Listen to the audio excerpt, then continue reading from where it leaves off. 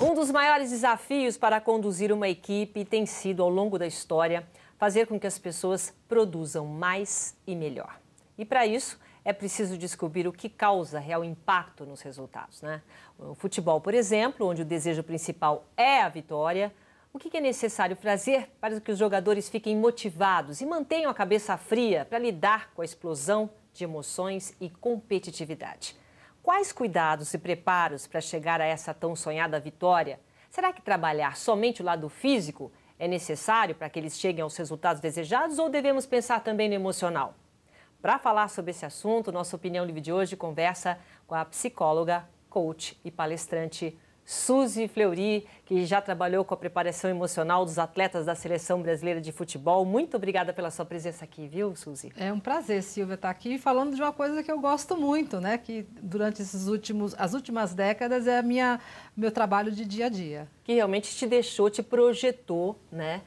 No Brasil e não sei se no mundo, se você já está fazendo palestras fora aqui do Brasil, em relação ao lado emocional dos atletas. Quando foi que teve esse estouro, né, que todo mundo começou a prestar atenção nessa inteligência emocional? No Brasil, mais recentemente, na década de 90, mas nos Estados Unidos é uma prática, né, da preparação mental há mais tempo. Agora, o que marcou foi a década de 90, especialmente no período de 96, 97, com os trabalhos de pesquisa do Daniel Goleman, que traz para nós os fundamentos da preparação psicológica, não só para o esporte, mas para os negócios e para a vida também. Então, a partir da compreensão de como funciona o nosso emocional, a gente consegue gerenciar um pouquinho melhor, ajustar um pouquinho melhor esses botões internos para atingir um nível de condicionamento emocional ideal para o resultado que a gente espera. Ô, Suzy, quando que você trabalhou com a Seleção Brasileira? Quando que você foi para o esporte? Em 93 eu comecei com o Palmeiras e fui com as equipes dos clubes até 98. E pelo Vanderlei Luxemburgo ter ido para a seleção, eu já trabalhava com ele durante todos... Você começou no Palmeiras com o Vanderlei. Vanderlei, Palmeiras 98, 93, 94, 96. Depois no Santos também fizemos um trabalho. E Corinthians e depois que foi o São Paulo, né? Tá. Então, em 98 nós fomos então para a seleção, onde a gente participou Copa América, invictos, Copa das Confederações, alguns amistosos, classificação do pré-olímpico e também a classificação para o Mundial em alguns jogos, né? Até chegar à Olimpíada, que nós tivemos em Sydney também. Depois disso, abri os trabalhos para outros treinadores, né? E hoje não trabalho apenas com futebol, eu trabalho com outras modalidades. Moto, velocidade, badminton, tênis, o próprio... Se especializou nisso. Eu atuo no cenário esportivo com mais modalidades, porque o Brasil se tornou uma nação olímpica. Não, e agora então, né? Há uma demanda, dois eventos, né? Impressionante. E tem Copa do Mundo, depois tem Olimpíada, enfim. E não há muitos ainda psicólogos preparados para trabalhar com esse contexto esportivo, porque é uma especialização. E aí as pessoas acabam procurando e não atuo apenas com o esporte. Aliás, eu não sou da origem do esporte. Eu sou uma psicóloga que não sou clínica, eu sou organizacional, muito embora eu tenha, né, um diploma que me autoriza, mas eu me especializei nas organizações com equipes empresariais. Tá. Motivação, trabalho em equipe, liderança, comunicação. E com essa formação eu acabei indo para o esporte e procurando me especializar, que hoje eu tenho um mestrado também na psicologia do esporte. O que é preciso para se especializar no esporte? Que essa mudança tua, quer dizer, você estava na parte de organização, motivacional para as empresas, para a organização de tudo. E aí você foi para o esporte. O que você sentiu? O que o esporte tem de diferente que precise se especializar? O contexto, que eu digo, cada tribo tem sua linguagem e sua base de fundamentação. Eu vou dar um exemplo. Se a gente trabalha com equipe de futebol, tem uma especificidade diferente de você trabalhar com uma equipe de polo aquático. Muito embora seja tipo coletivo. De esporte, você está falando? Porque aí os fundamentos da modalidade, né? Fundamentos, parte técnica mesmo, né? São bastante particulares. Se você quiser falar de uma forma até mais futebol com xadrez, né? Tem concentração, mas é uma concentração fechada. Diferente. Então precisa de você... Primeiro, são 4, a gente costuma dizer que tem uma metodologia, até um método Peter Senge, pessoal que está nos assistindo aí sabe, ele é do MIT, para a gente aprender, né? A aprender. Ele fala o seguinte, definiu o que é uma equipe de futebol ou o que é uma equipe de badminton. Definiu o que é isso. Depois, quais são os ingredientes indispensáveis para você ter, né, uma equipe de futebol de alto rendimento. Então, recursos, né? Precisa de campo, bola, material esportivo, competências, competência técnica, tática, física e psicológica, e precisa também ter a experiência, né? Que não basta só ter o talento, você tem que lapidar isso. Mas isso para o futebol. Se eu passar para uma área, por exemplo, de liderança, eu quero desenvolver um líder. O que é ser um excelente líder? Quais são os ingredientes que são ingredientes de competência e recursos que um líder de top precisa ter? Se a gente tem isso, a gente vai para a avaliação. Por isso que a gente pega a equipe, já tem o que é o perfil de um atleta ideal, de um treinador ideal, de uma equipe ideal, e vai verificar, dentro desse contexto, o que eles já têm, né, e o que eles precisam desenvolver. Então, a gente tem o quê? O que é excelente, uma avaliação, e o desenvolvimento é o que está faltando para ser excelente numa programação de médio e longo prazo. Hoje é até normal, né, a gente ter esse lado psicológico, mas quando você começou, eu fico imaginando, principalmente na seleção brasileira, não sei se isso foi no Palmeiras também, que foi a primeira equipe, eles devem ter ficado, né? O que uma mulher vai querer falar para mim? Porque a gente ainda existe em algumas áreas e algumas pessoas um certo preconceito em relação a eu não preciso de um psicólogo, né? Eu não preciso de ninguém cuidando da minha cabeça, eu vou cuidar sozinho. Qual foi a reação e como você fez essa mudança para conseguir se aproximar dos atletas?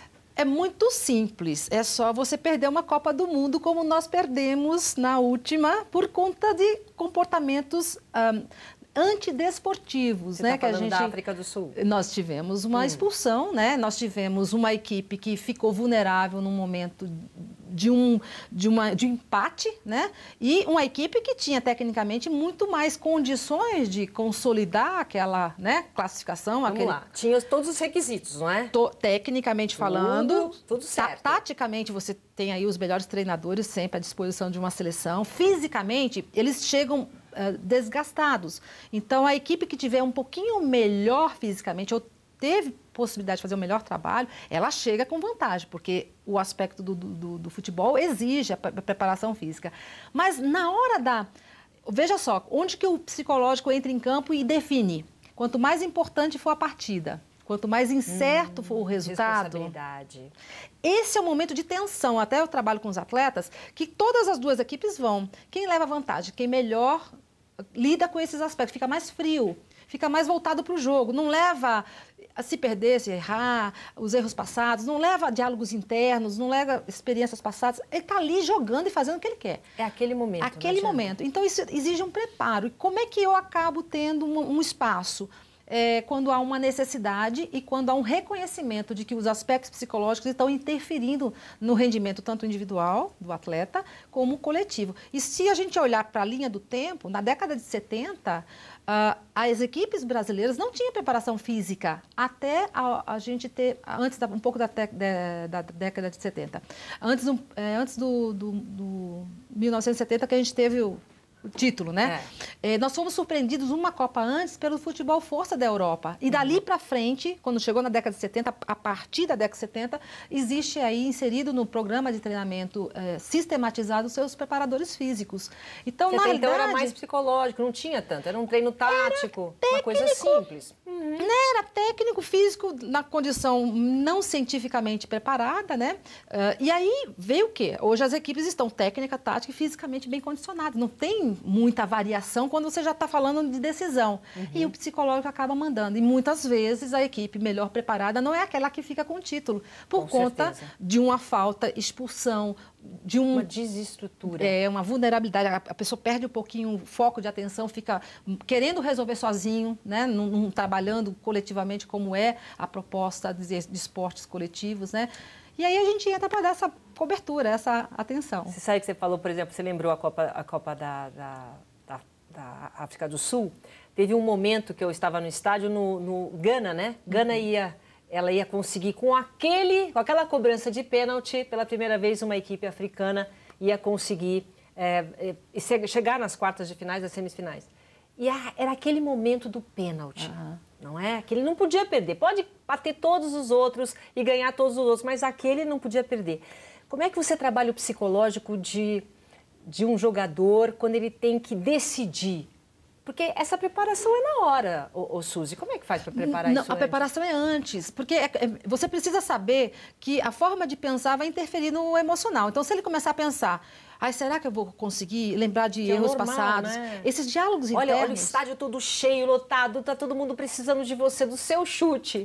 Eu tenho que decidir. Esse tipo de pensamento que cria uma tensão extra e ele desfoca do que ele tem que fazer. É muito simples, mas não é fácil, porque você precisa treinar tudo isso antes, como chutar um pênalti. É muito simples fisicamente, mas não é fácil, porque ele precisa ter o quê? Uma habilidade voltada a partir de um treinamento para aquele foco de atenção.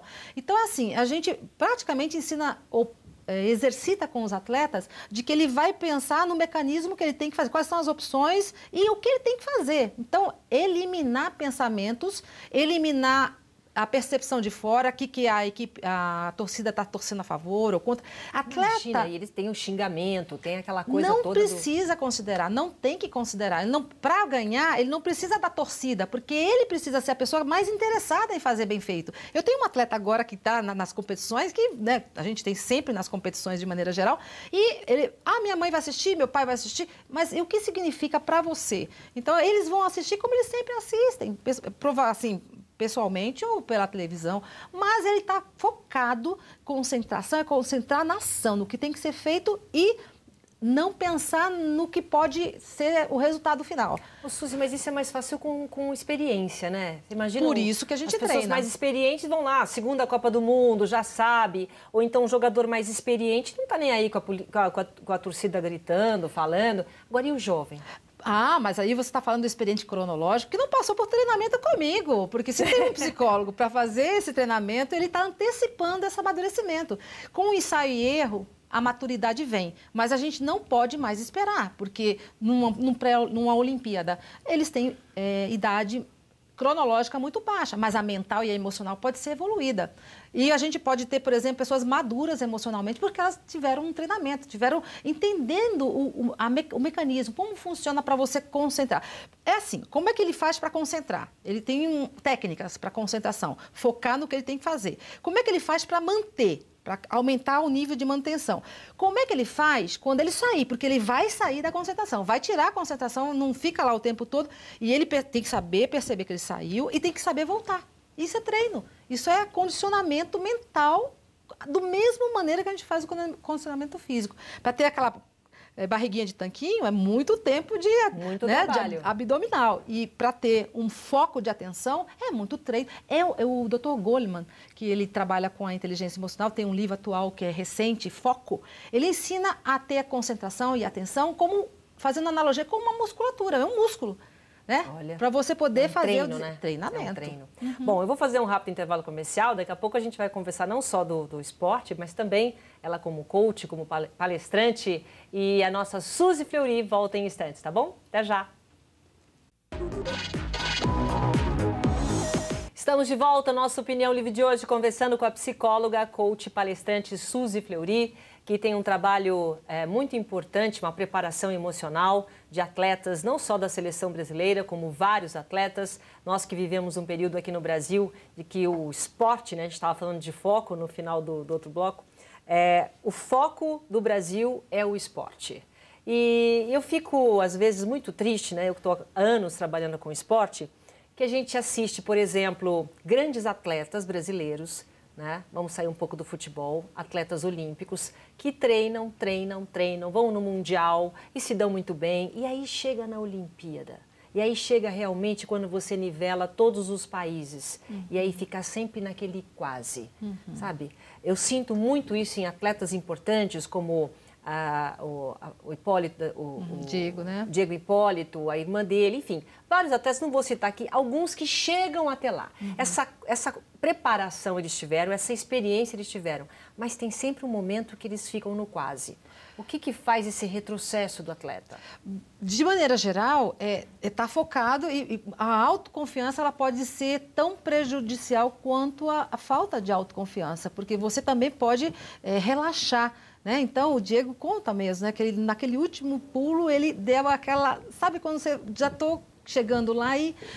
Mas a gente precisa entender o seguinte, a preparação de atleta de alto rendimento, ele tem que estar no máximo quando chegar na competição e preparado para o tipo de competição. Por exemplo, quando eu estive em Sydney, eu sou uma pessoa madura, preparada, é muito sedutor. É uma coisa que, se nós não prepararmos com antecedência, você chega a uma Vila Olímpica e está lá, o Guga chegando na época, né? Era o aniversário dele, vamos almoçar todos juntos, a seleção brasileira de futebol, junto com o Guga, alguns outros atletas. Atrás tinha a equipe de basquete americana, nossa, né? Aquela referência. Imagina. Do lado, os nadadores, que são aqueles ícones que nós vemos, as meninas da ginástica olímpica, que nós assistimos assim, ficamos encantados. Então, assim, aí você sai do restaurante, você vai pegar um ônibus, que é uma vila, para ir fazer a unha num local. Você faz a unha junto com aquela que é muito sedutor. Então, você tem que preparar para estar não tirando foto e registrando, e tiete, tira completamente a concentração. Tá e aí igual, não é muito difícil. Então você tem que estar fazendo, inclusive assim, o Comitê Olímpico, ele acaba tendo que se preparar para poder fazer com que as equipes e os atletas saibam. E também a parte mais importante do aspecto emocional. Eles fizeram todo um programa, treinaram sistematicamente e foram. E as adversidades vão se apresentar. As varas vão sumir, né, para Fabianas Miller, do mundo como um todo. As pessoas vão ser derrubadas, como o Vanderlei Cordeiro de Lima foi derrubado naquela Olimpíada. Aí tem o imponderável, né? O que pode acontecer... E que precisa ser previsto para que a gente possa instalar nos atletas a técnica de solução de problemas. Quais é o plano B? Qual é a alternativa? Pensa na tua meta e o que você tem que fazer para chegar lá. E estar preparado para não ficar com medo, com raiva, deixar as emoções apenas aflorarem. A emoção aflora quando a gente começa a ficar focando muito no problema. Então, qual é a técnica? O que eu quero, a minha meta? E, diante desse quadro, o que eu tenho que fazer? Como o Ayrton Senna, a gente tem aí vivido algumas experiências, né, de lições com esse ídolo, não é? Grande ídolo. O Ayrton Senna, ele não tinha a melhor condição por conta de um câmbio que quebrou, e ele foi levando a máquina até a exaustão física, mas conseguiu, e foi um dos títulos mais respeitados que ele atingiu, conquistou, por conta dessa capacidade de superar, né? Superar as dúvidas, superar as incertezas, as adversidades, e assim a gente... Agora, você não acha que o brasileiro em si tem um lado emocional, meio cultural? Porque você olha os russos, super frios, você olha... Sei lá, tem alguns países que você vê na competição, próprios Estados Unidos, o brasileiro tem um lado emocional, sabe, que incomoda nas competições. Não só, o brasileiro chora mais, o brasileiro sente mais. É uma coisa cultural? E a gente vai abrir um pouquinho mais para a cultura latina, né? O latino tem esse perfil e nós, brasileiros, temos um perfil, muitas vezes, assim, de supervalorizar os outros, né? Nossa, eu estou do lado da equipe de basquete, né? Só falta pedir o autógrafo. Quando o Brasil entrou no último jogo da Copa da Copa passada, só faltou pedir o autógrafo. Ok, mas ali é o meu adversário, né?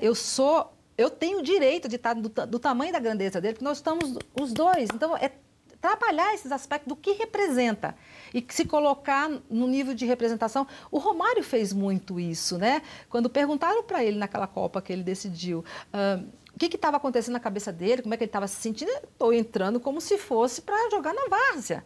Então, o que significa aquilo? Eu estou vindo aqui fazer o que eu sei fazer, minimizar um pouco essa supervalorização para que a gente se sinta forte o suficiente para encarar o adversário de frente, olho no olho. E aí tem uma importância também nesse intercâmbio que é feito. Hoje o nosso Neymar está jogando ao lado do Messi, né, e de tantos outros na equipe do Barcelona. Isso também, esse intercâmbio também é importante para estabilizar esse lado emocional. Sim, e o Messi, ele traz uma bagagem, mas o Neymar está construindo a bagagem dele e já chega contratado para o time do Messi por sua competência. pelos trabalhos feitos e os resultados obtidos. Então, não é se sentir melhor que o Messi, mas também não se sentir pior, né? Cada um com suas características e suas contribuições individuais para o mesmo time. E é muito bonito de ver, porque isso a gente vê os atletas brasileiros em times espalhados pelo mundo como um todo, né? A grande fábrica de grandes talentos aqui, o Brasil. E alguns talentos que já têm experiência, sei lá, ultimamente, vamos dizer, o Luiz Fabiano. O Luiz Fabiano, errou, então sai xingando o juiz. Quer dizer, poxa, você olha, o cara é experiente. Muitas vezes, até na época que você estava até entrando e começando, o Edmundo, de repente, virava um animal, né, e brigava com todo mundo. E quantas vezes esses destemperos, né, o próprio Adriano, que sofreu também por um outro lado, quantas vezes esses destemperos emocionais prejudicam uma equipe? E faz com que a equipe perca títulos, né? E a gente está falando de grandes atletas e estamos falando de grandes equipes. Então, assim, o fato de ter experiência como jogador, tecnicamente falando, e estar bem fisicamente, isso é importante, taticamente, não o credencia a ser emocionalmente estável. Então, quando é que você vê um problema num atleta? Quando ele é tecnicamente bom, né, ele é importante para aquela equipe, ele está fisicamente num bom condicionamento e ele chega e leva um cartão vermelho e sai. E fica uma partida fora, num momento, geralmente, num momento decisivo, definitivo, e isso é falta de condicionamento. Isso é inadmissível hoje, inclusive, assim, depois que toma um cartão vermelho, passarem a mãozinha na cabeça, porque isso é responsabilidade. Existe um código de regras para ser cumprido. Né? E um atleta com cartão vermelho, minha tese de mestrado é em cima das faltas e condutas antidesportivas. 100% das equipes estudadas em 10 anos em finais de Campeonato Brasileiro, 100% perderam o título, quando tiveram o cartão vermelho maior que o outro. Amarelo é um problema, também a tendência é perder. As faltas, elas são esperadas, elas mostram até um grau de competitividade, mas cartão amarelo, cartão vermelho é a morte. Porque aquilo lá vai acabar com o esquema tático, vai interferir, já está no final do campeonato, o pessoal está mais cansado, aquele espaço tem que ser ocupado, o nível psicológico, né, começa, dependendo do momento da partida, aquilo vai ter um peso maior, porque eles vão começar a ver que tem pouco tempo para resolver aquele problema e a tensão interna acaba aumentando. Então, isso ainda é uma lacuna e uma oportunidade para as equipes corrigirem e ter uma vantagem competitiva nos finais de competição. Quer dizer que então você confia ainda que a gente consiga mudar essa coisa estrutural, porque muitas vezes você vê assim uma final de campeonato ou mesmo um jogo muito importante.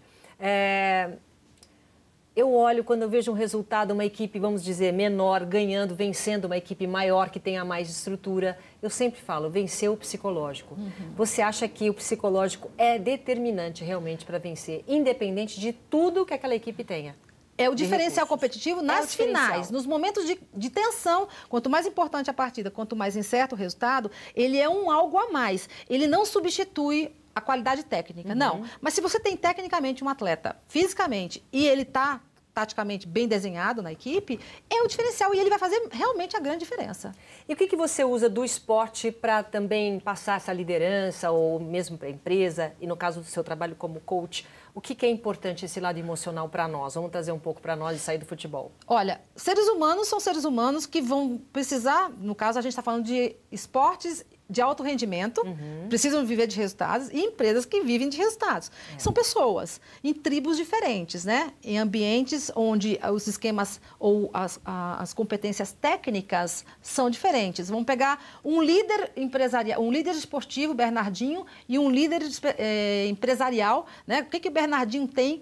Ele precisa ter senso de visão, saber de onde ele está partindo, ele tem que ter os fundamentos, né, e as competências. Né, bem focado. E isso pode ser uma metáfora para a parte empresarial, fazendo ajuste no quê? Naquelas condições específicas da modalidade ou da área que está sendo de atuação. Né? Então, basicamente, a gente tem essa dobradinha, trabalho em equipe, motivação, liderança, busca incessante por resultados, né? Como é que você vai fazer com que a equipe lide com as adversidades de uma forma mais produtiva, mais inteligente, para focar em resultado, em solução e não nos problemas. E são pessoas só que com objetivos diferentes e algumas questões específicas a serem consideradas. Quando você faz o seu trabalho como coach, o coach que fica meio que orientando, o trabalho emocional é mais importante, independente do foco, né?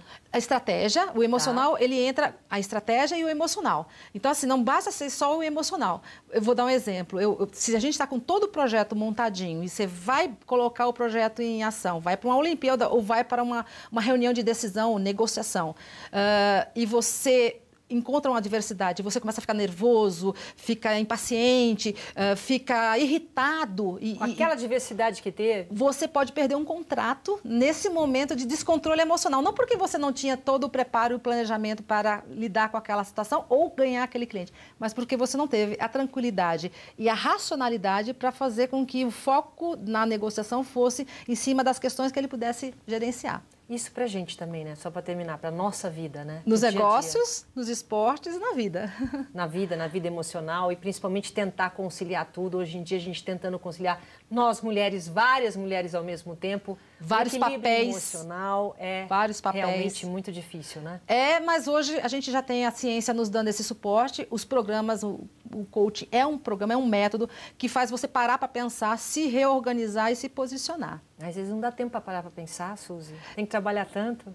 Mas se você dá uma paradinha, você evita de ter retrabalhos e problemas no futuro. Então, às vezes, para você fazer uma casa, você não precisa de um arquiteto.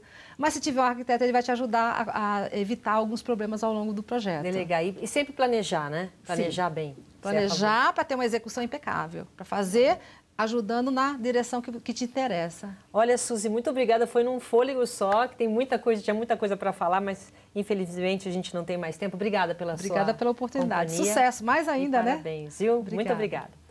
Nós entrevistamos Suzy Fleury. Muito obrigado pela sua companhia e até o próximo programa. Tchau.